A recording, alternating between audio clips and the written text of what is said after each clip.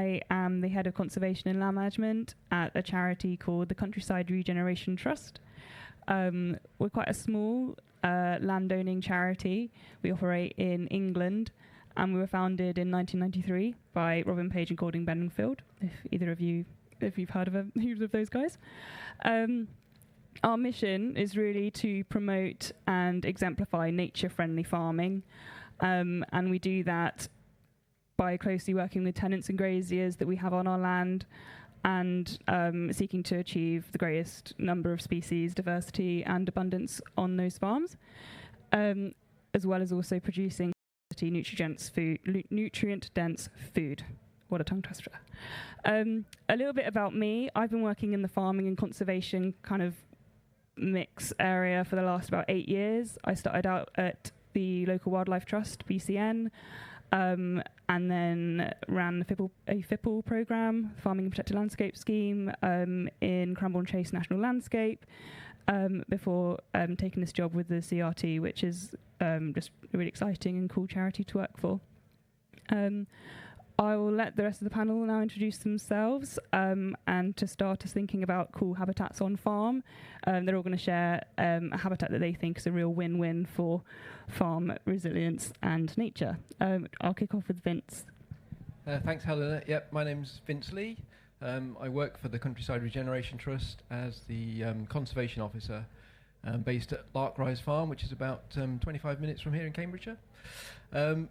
I've had sort of 2 careers in my life, really, both centred around my one passion, which is biology. I don't know why we're looking for life elsewhere, because we've got brilliant life here.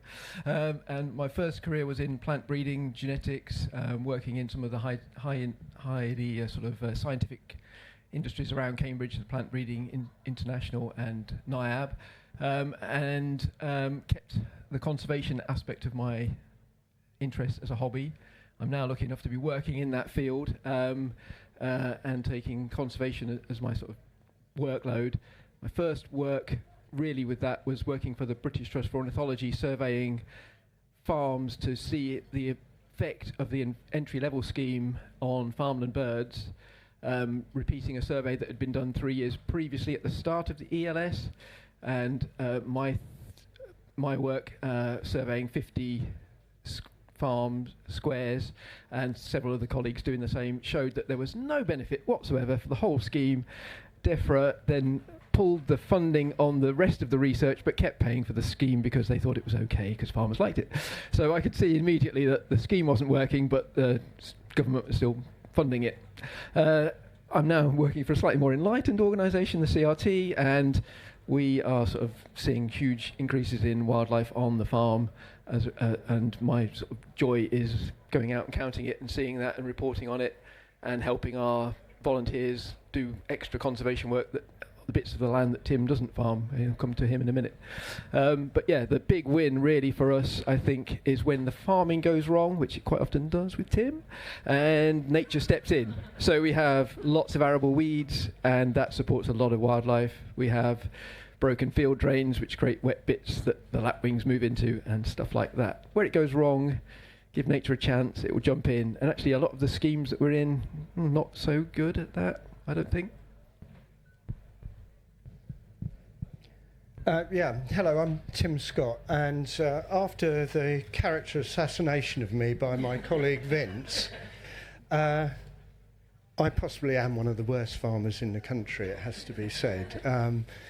But I think I'm not too bad at getting wildlife on the farm. But anyway, I am a farmer's son from a village just outside Cambridge.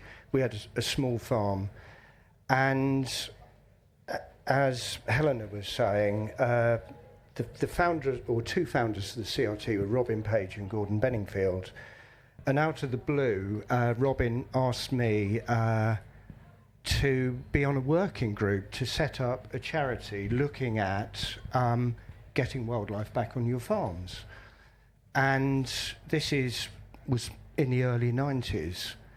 And how Robin described it was when he was a young man, he'd walk in fields and there'd be skylarks overhead, there'd be barn owls quartering water meadows, there'd be otters in the brook. And so back in 1990, they'd more or less disappeared from our countryside. And he and Gordon had this idea of creating a charity. They first of all went to the RSPB. They weren't interested in it then, but they are now. And the charity was formed. So my background is, and some of you will want to possibly string me up from a lamppost, I used to be in the ag chem industry, and I'm obviously a farmer.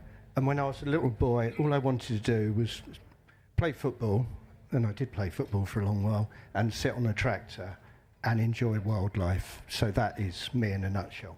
Thank you.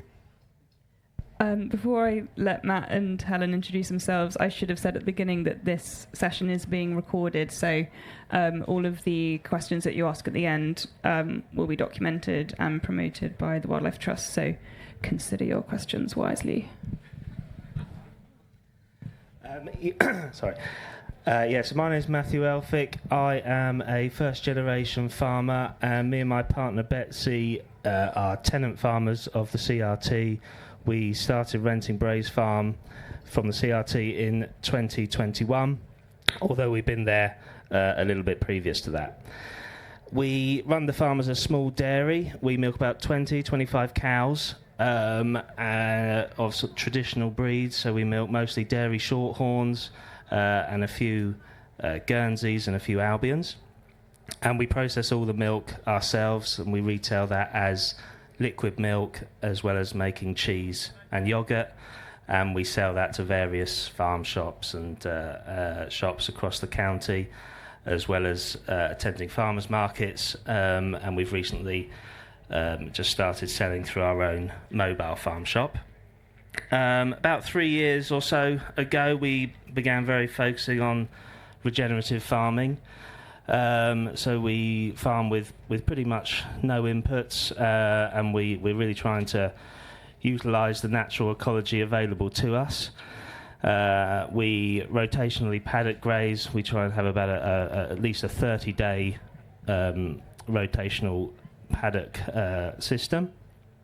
And we're trying to move towards 100% pasture fed. And we also managed to run the dairy as a calf at foot dairy, so we're able to allow the cows to rear their own calves. A win-win for us in terms of conservation, speaking as a regenerative dairy farmer or cattle farmer, is our dung beetles, and I think they're a great example of how we can utilise the ecology and improve soil health and fertility and be a feed source themselves. Yes, that's me. Hello, I'm Helen Bailey from the Wildlife Trust for Bedfordshire, Cambridgeshire and Northamptonshire. I work specifically in Cambridgeshire as a land advisor. So I advise all sorts of people, from people who've just bought sort of the odd bits of land from here and there and not necessarily farmers but want to know what to do. And I've also I work with a farm cluster group, the East Cambridge Farmers, who I facilitate. I think it's very difficult to choose what habitat is a win-win for farming and conservation, because I think they all have their place, especially if well connected across the landscape, looking holistically across the landscape.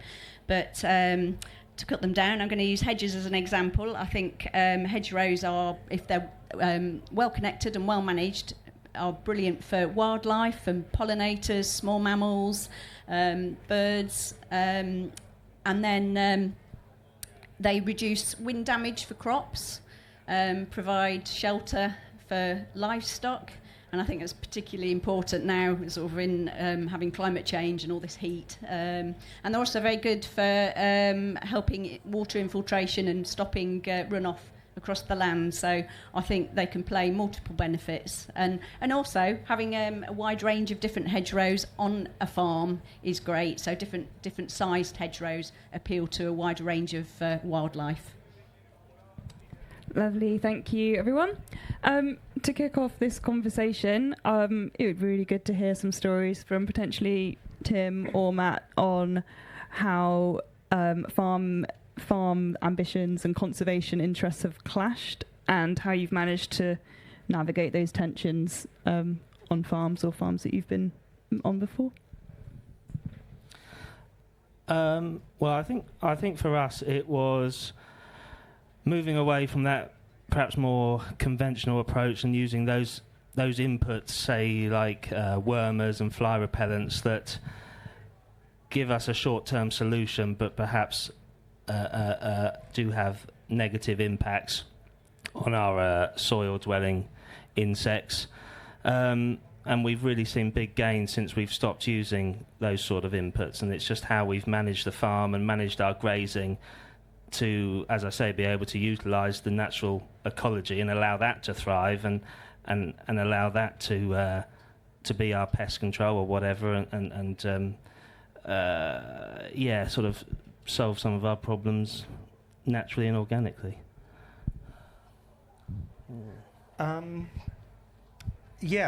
Interestingly, looking at all of you, you're all sitting on chairs, well, except the ones on the bales, of course, and you've got 4 legs, and on your chairs, not your person. Thank you for picking up that Freudian slip. And very early in my journey, somebody likened conservation to a chair with 4 legs. And one of the legs is water, another leg is food, another leg is habitat, and the 4th leg is security, safety. And if you've got all of those, hopefully you'll have an abundance of wildlife. But if you kick one of those legs away, which I might do with Vince's now, he'll go tumbling to the ground. And so it's not looking at one thing in isolation. And I say this for, my favourite bird is grey partridge. But it could be for any one of you that, we drink, we eat, we have a house, and chances are if you live next door to neighbours from hell, you might want to move. And it's no different for wildlife. So from a very early point, I always think of, and across the farm, I want to provide those 4 elements. And if they're missing, you fail. And yeah, that's me.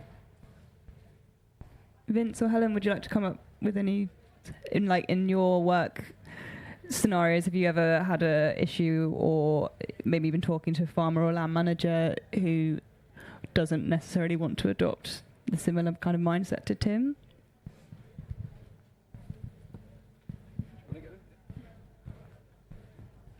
To a certain degree, yes. But most of the time I've found that if you actually sit and listen to the farmer and understand where they're coming from, you can come around to a compromise and also sort of explain where I'm coming from as well. So, it's just really just making sure that we have a good understanding of what everybody's needs to get out of what they're doing. So, but yeah, I've not really had too much of a conflict, I don't think. Yeah, I think, in my surveying days, I had to knock on the door of lots of farmers to say, can I have permission to survey your land, to do bird survey, and you'll get the details of the resort. Every one of them was really keen to know what birds they had. They were all interested in it. None of them were like, oh, I don't want birds on my farm. They were all keen on it. And some of those farms were full of birds and some of them were empty of birds. It didn't seem to make much difference. The farmer was still keen. So I think there's definitely a will there. I think where the clash comes in is perhaps if they listen more to their agronomist or some other advisor, or perhaps tradition and history, or their knowledge that's been passed down, and sort of follow that slavishly in the interest of making a profit and maximising yield. So I think that's possibly where the main clash comes. Is sort of like the sort of, and it's understandable. They need to make a living, and that's. Taking a risk with your livelihood is a big risk. It takes one of your legs away, to use Tim's analogy there. So, yeah, I think that's probably the sort of risk factor. It is a risky business because you're waiting at the end for an end of a year to get something that you might be able to sell, and not having something to sell at the end of the year after putting all that effort in is a high challenge, I think. Not wanting to hog the show, but it's something you brought up, Vince, is very interesting, because if any farmer, most farmers are guided very heavily by their agronomist. There's a very close connection. If there's any agronomists, no. I don't want to alienate you all. And if a farmer were to say, I want to live with weeds in my fields, maybe the farmer's idea of how many weeds are acceptable is very different to the agronomist. And so it's very difficult to get a balance. As they say, I can, because if I mess up, it's on my shoulders. But if an agronomist messes up, then he might be out of a job. So it's very difficult getting the fine line, and possibly we're talking thresholds of weeds or pests or whatever, when to spray and when not. And it's very difficult, saying you have an odd poppy sticking out of a crop won't have a massive impact on yield. But if you've got cleavers and, they'll go out of control, and when you're combining a field, you can just see them coming in from about 100 yards away. And it is this understanding between the farmer and his advisor, and that is quite difficult. Thanks. So you touched on there some weed burden in fields and things like that. Would you be able to tell us, Tim, some of the most effective habitat interventions you've implemented at Lark Rise or elsewhere on land that you manage, and how you achieved this? Yeah, I mean, it goes back to the chair analogy, really, that across the farm, we've put in hedgerows, we've put in grass margins, we've put in beetle banks, we've planted trees and things, as have many farmers. But having wildlife living in the field, I want it living in the field. I don't want most of the things on the edge of the field are hedgerow species, they could be garden birds, but key things like, I've mentioned grey partridge, skylark, corn bunting, they have to have food in field or habitat in field. And that does come down, as we're saying, to basically having weeds.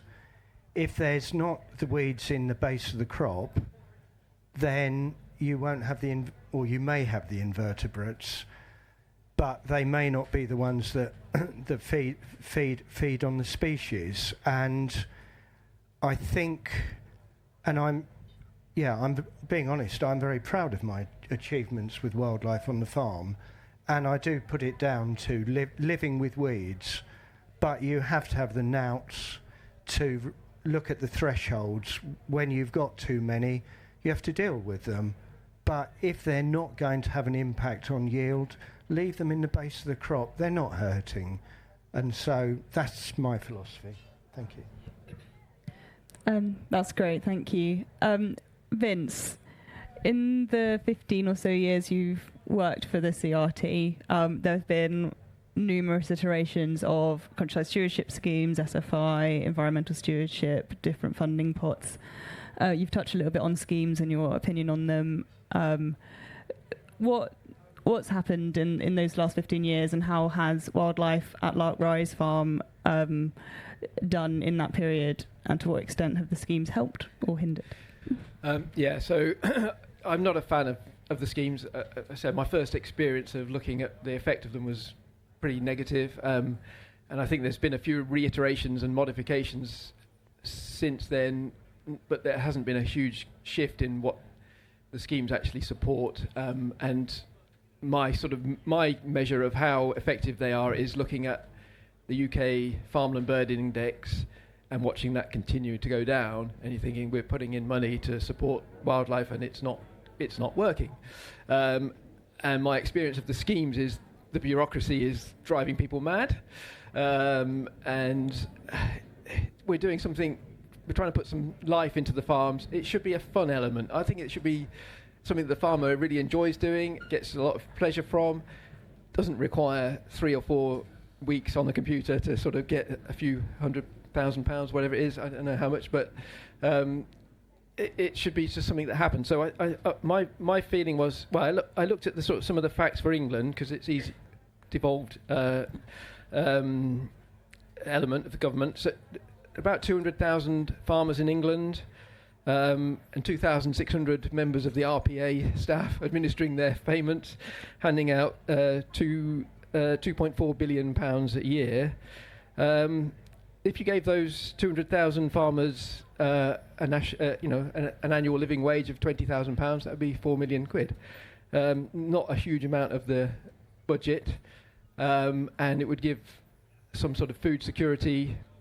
We could see that as like, we are supporting farmers. We see them as a national security issue. We need farmers. We're going to give them a wage. And then if they can do something good for the environment, we can give them some money. But let's not make them go through these processes that are not really fit for purpose. Let's just say farmers who've got lots of wildlife on their land can get some share of that other £2 billion. I worked out that I could probably survey probably 200 farms a year quite easily and tell you whether they were above or below average.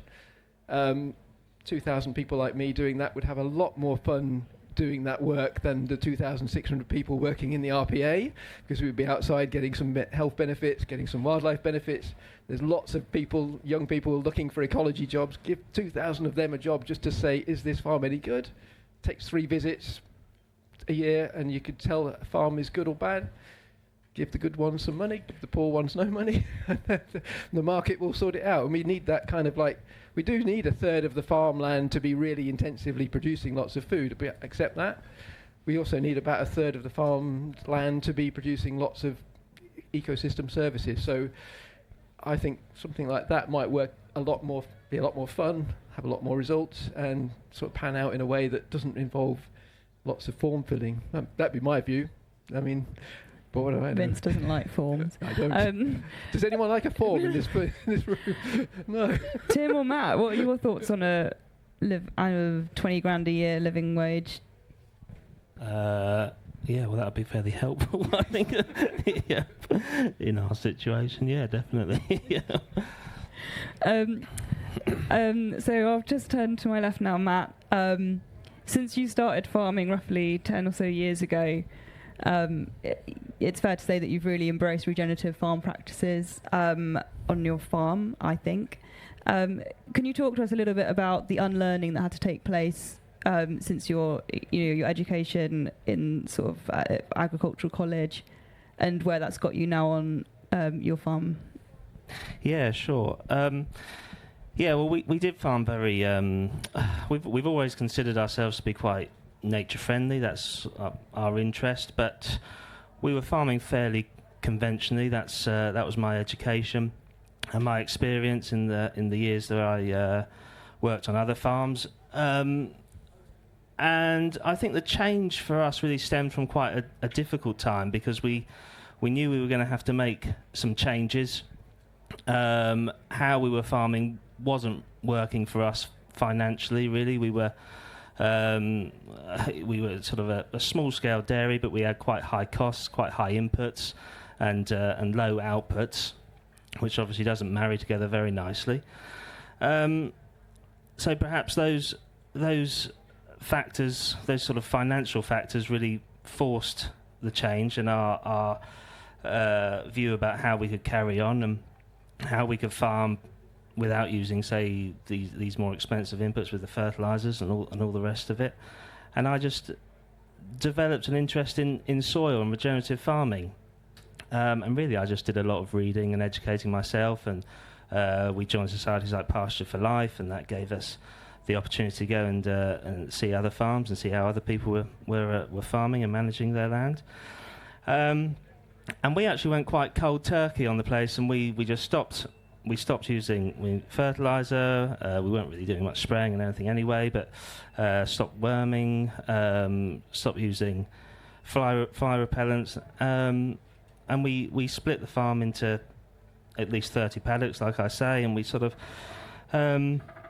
really tried to just look at look at the farm more holistically and how everything can thrive and work together if we manage it in a certain way. And we actually found very quickly a positive return with our biodiversity, with both plants and our insects, as I say, with the dung beetles and that sort of thing. Because it was interesting. Well, cowpats could just stay in a paddock really all winter and not really go anywhere.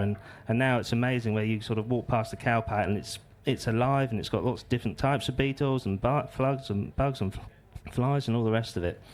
So that's been really, really positive.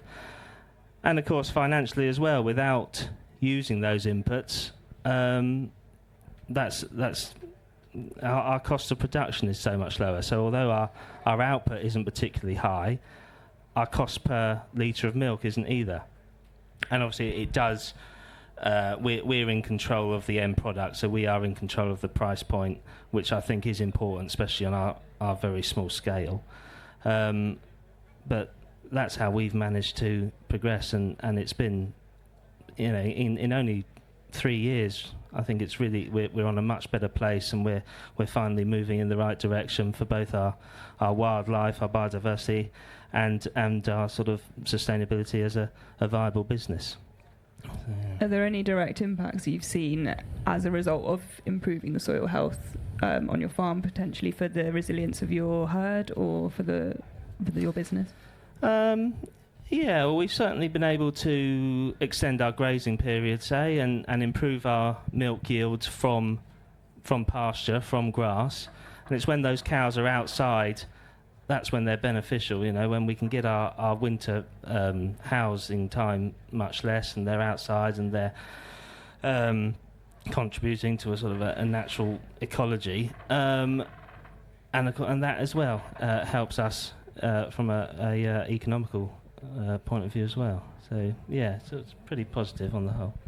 That's great, thanks. Helen, Matt's touched already a little bit on joining PFLA and being able to talk to other farmers on a similar regen journey. What, in your experience, is the importance of peer-to-peer learning, potentially with your farmer cluster group, and how does that show up on farm? Yeah, I think it's vital, actually, peer-to-peer learning, because I'm not a farmer. I'm learning lots of stuff, and I go out and do lots of courses, so I can pass on sort of snippets and facts that I've learned and advise. I know, obviously, about the wildlife aspect, but when it comes to the farming side, I know less. So sort of where regenerative farming comes into play, there are people in my cluster group, the East Cambridge farmers, who are at a certain point down that sort of, I don't like to say it journey, but journey, and they are really good at passing on information to the rest of the group who are perhaps just beginning to convert to sort of regenerative practices. So and I think they can learn so much from other people that and I can just set up sort of different learning platforms or get other experts in to sort of help with that, to help aid the people that are learning. And I think, because they sort of come together and are helping each other out, they've got that connection and build up friendships. And I think, they're sort of helping each other out in many different ways. So it goes beyond just sort of learning about regenerative farming. It's helping each other out if there's a problem on the farm, and or if they need to borrow equipment or share livestock. So there's many different things that come off from learning between peers. Yeah, that's nice. That mental health piece is really important. Probably think about opening up to questions, but before I do that, I'll just ask everyone on the panel for a lesson that they've learnt, or potentially an unintended consequence that's maybe resulted in a useful life lesson, and maybe pieces of advice for people looking to work closely with nature whilst on farm. I'll start with Vince, and we'll just work this way down. Lifelong lesson, I think, just enjoy life. I think, the whole of it, not just your own, but all of that around you as well. I think it is just, there's not enough time in our lifetimes to understand all of the life around us, but it's well worth a look. Well, for me, seeing a grey partridge makes everything worthwhile. But I'll just quickly, it's something we did on CRT land, was we were looking, Matt was talking about a sort of a living soil, and we're not the first farmers to do it, but we bought 2 pairs of underpants, one with a red tractor on, one with a green, and we buried one pair in direct drilled soil, so the soil hadn't been moved, and the other pair was in a section of the field that had been ploughed, and the 2 areas were about the width of this marquee, and we left them in the ground for 6 weeks, just 6 weeks. And I'll admit I was quite cynical, and so when we dug them up, we stuck the fork in the ground, first of all in the regen side, and started digging, and thought I was in the wrong place, and kept digging. And then we just found this little bit of white material and pulled it out, and in the regen side, so the pants had been in 6 weeks. I hadn't worn them before anyone else. And all that was left was the where it was stitched on the seam and the elastic waistband. Then we went just over there and dug up in the ploughed area, and I'm not kidding, I could nearly have worn them. They were more or less intact. And so whatever was living in the soil had totally eaten away their cotton underpants, obviously, and where we'd ploughed, nothing. Really good example. So the question was, what lessons have we learned, basically? So, I think this year, with this dry weather we've had, for me, the most recent lesson I've learned is moving with the farm and sort of progressing things with the capability of the farm as we regenerate the soil. This year we made a few changes, and we thought we milk once a day. We thought we'd try and milk twice a day, and might give us a bit more milk, and we'd better manage the calf and cow thing a bit better and all the rest of it. But coupled with no rain, that's had quite a negative effect, really, and we've ended up having to sort of go back, and I think that's just taught me to be a bit more patient, and slowly, we should regenerate the soil to a point in a few more years, maybe, when we can milk twice a day or whatever it may be, and move cows twice a day and graze a bit better. But we're just not at that point yet. So I think that's been quite interesting, really. Although it's been not a very easy year, but it's been an interesting learning curve, just to sort of take the foot off the throttle a bit and work with the land. Yeah. I think sort of as an example of something I learnt sort of fairly early on when I was just beginning to go and also advise people, was not to assume that farmers know everything about what help there is out there. So one example is I organised a talk by catchment sensitive farming, and I just assumed that the farmers knew who the catchment sensitive farming were, and this poor farmer, he'd sat through the whole talk, and he came up to me at the end and he said, when I'd heard that catchment sensitive farming were coming, I was terrified. He said, I thought they were going to come and tell me off about what I haven't done or what I have done. So I just to not to assume that everybody knows, who's coming or what advice there's out there, and that we're there to support them, really. That's a nice way to end. Thank you for that. And that changing those past relationships as well is something I know DEFRA are working on quite well. So if anyone has any questions, please stick up your hand and wait for the microphone to arrive. Yes, gentleman here in front of me. Hi, my name's Stephen Bailey, and I think we've skirted the main conflict here.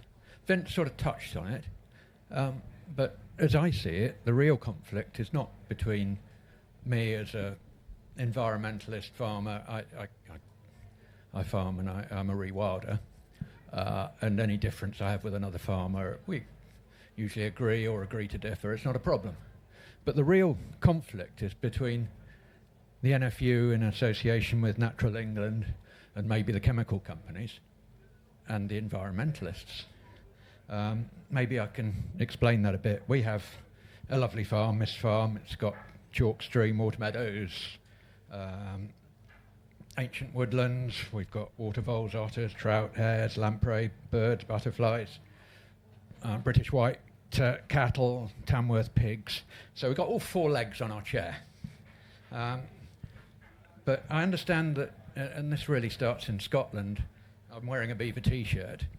It took a long time for wild beaver releases to be allowed to happen. When they did happen, if a farmer was upset, they could ring up Nature Scott, have a licence on their desk the next day to be able to shoot a beaver.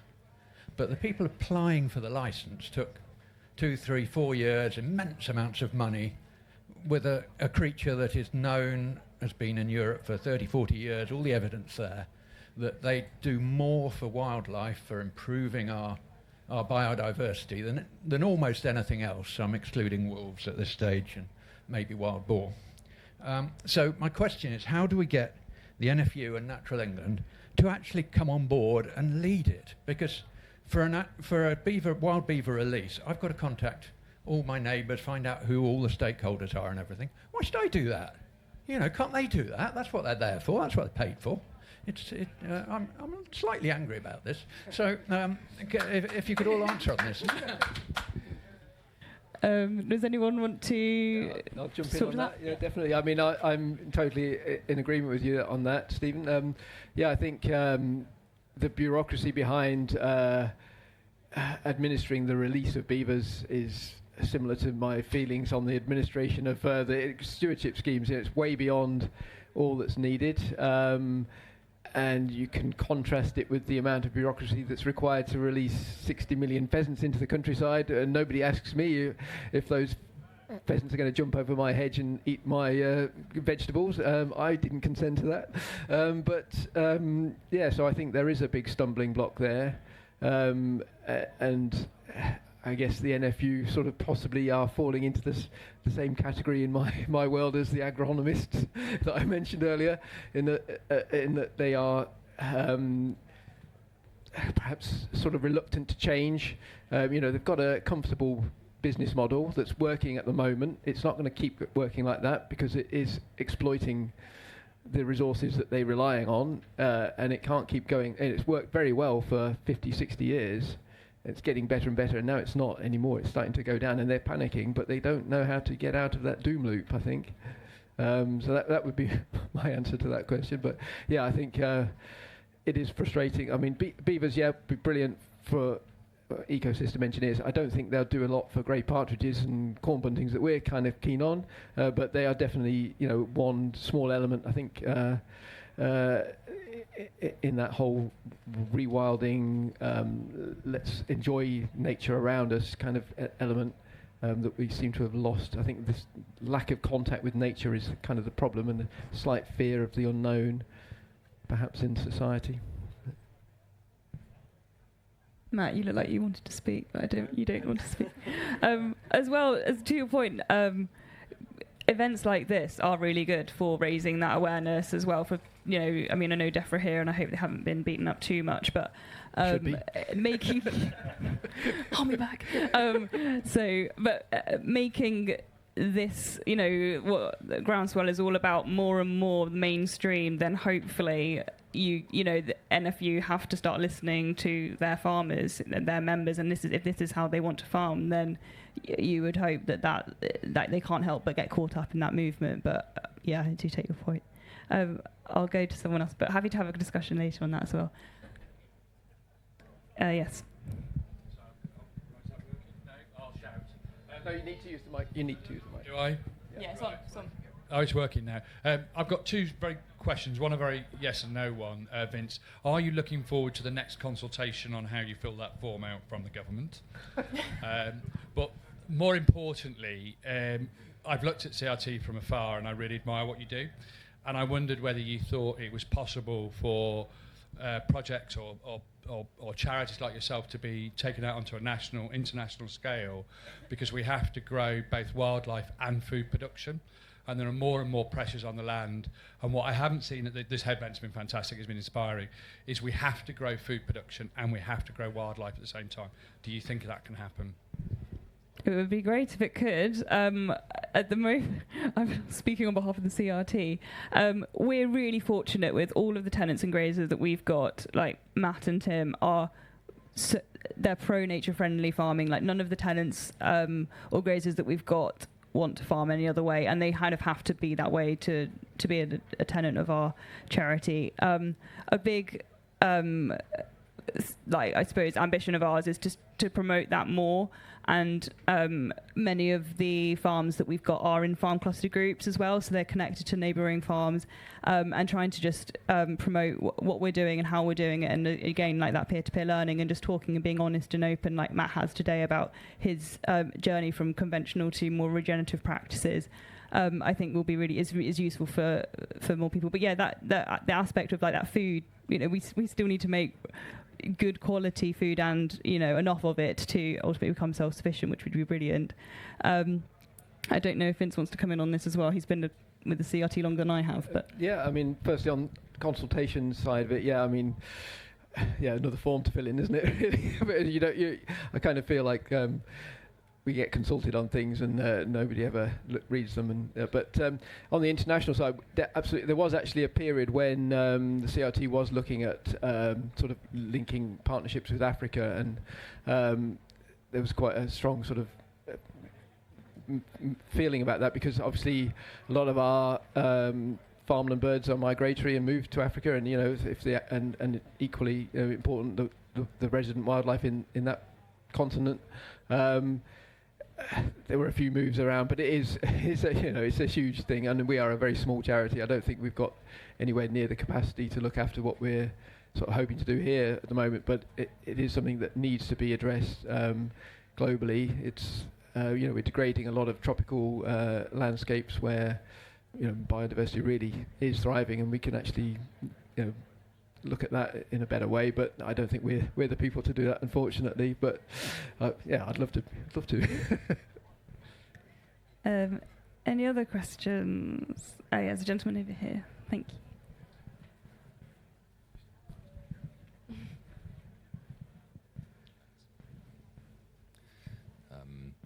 I'm an organic vegetable grower, and as part of sort of Bit closer. I'll just say, yeah, I'm an organic vegetable grower on about 8.5 acres, so quite small by arable standards. But what I'm really trying to do is benchmark the sort of soil health and biodiversity, so sort of survey before cultivations. But because we've got lots of patches within the rotation, sometimes at the peak of the season I haven't got time to do that. So it'd be really helpful to be able to reach out to an organisation where there are maybe ecologists who can do that surveying work, and it might be interesting for them as well. And I'm probably not unique in that. So I just wondered what kind of resources are out there. Helen, maybe you want to talk about that? Yeah, so quite often sort of get approached by all sorts of different people, and really it's quite useful for us as well as an organisation to know what wildlife is out there, and then we can sort of know what we need to target. So we quite often go out and we'll do surveys in places such as as like your own. I've done that on the farm cluster as well. So trying to get some baseline data, it's really useful. So yes, there are people out there that can come out and help, and also provide advice as well on top of that. So we might see something that perhaps could be improved, and offer it as an option and something that you can take or leave. But we could say, if you could manage your hedgerows in this way, or you might find that it improves this particular species, or it's just sort of helpful things that you can take or leave. So, Matt or Tim, have you got any thoughts on where farmers or vegetable growers could go to for advice on soil sampling? Or I think there's quite a good app that I don't use as much as I should. Soil Monitor. Have you heard of that one? Something like Soil Mentor. Soil Mentor. Yeah. I don't use it a lot, but it is.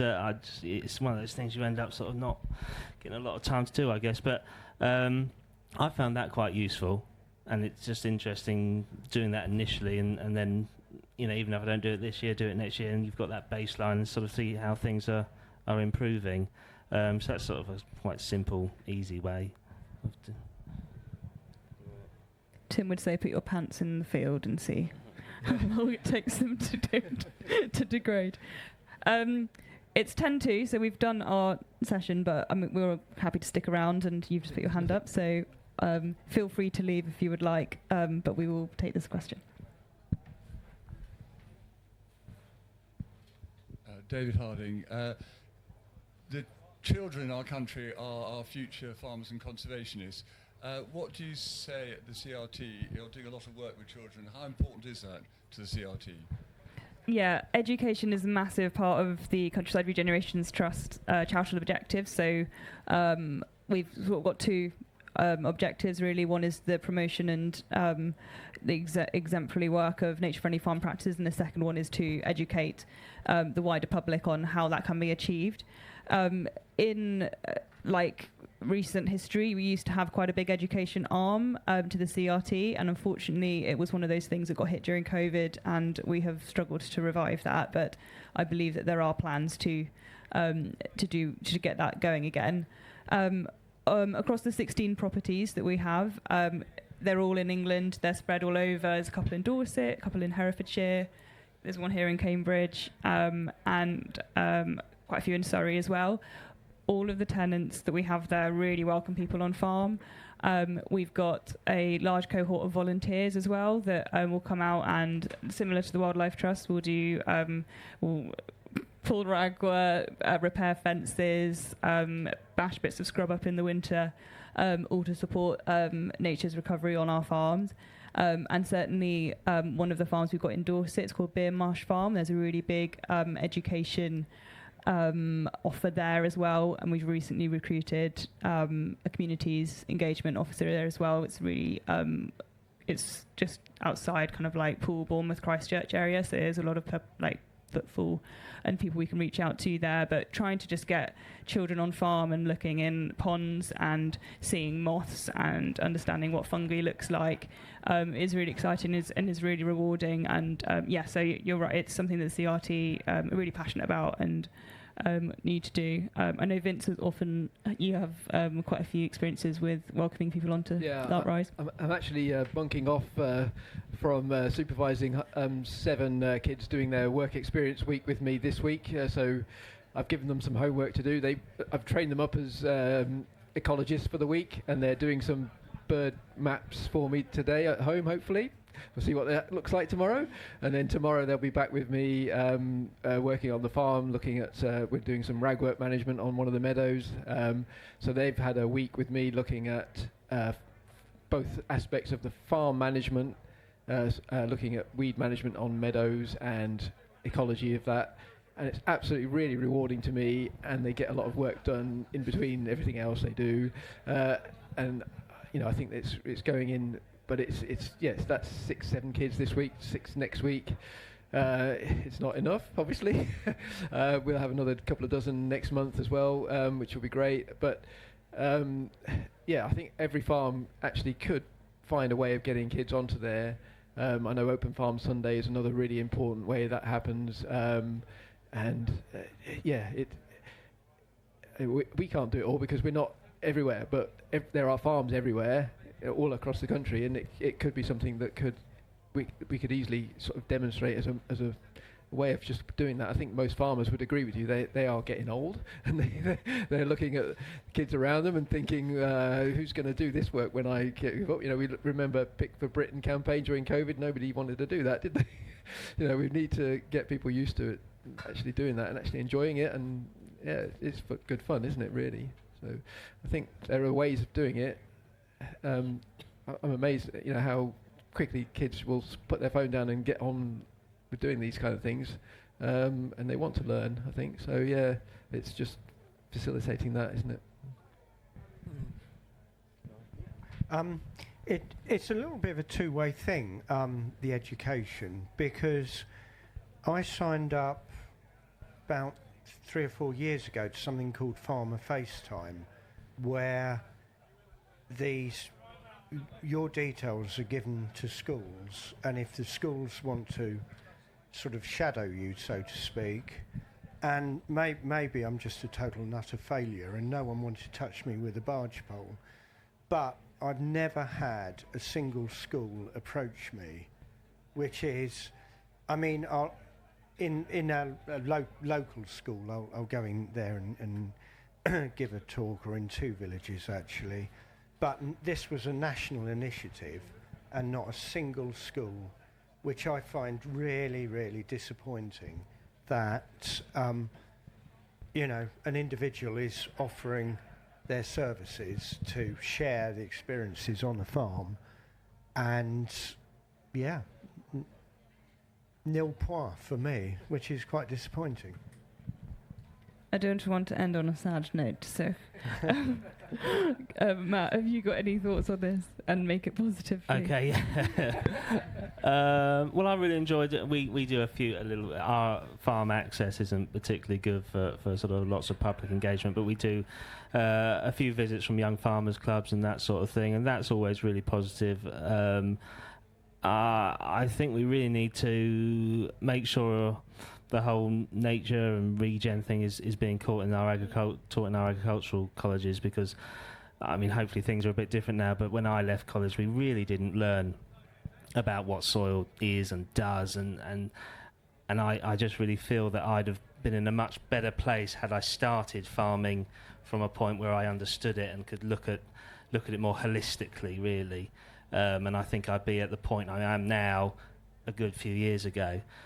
So that's a bit of a shame, but I think things are changing. And when I engage with young farmers clubs, whatever, they really are quite positive about it. And I think trying to get that link back between nature and between our food production, and understanding how important it is that our food comes from a healthy ecosystem is really important. So, and I think it is moving in the right direction.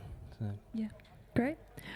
We'll close. So thank you everyone for coming, listening, and we'll hang around here if you want to ask any direct questions. There's a lady that's just arrived with ice cream.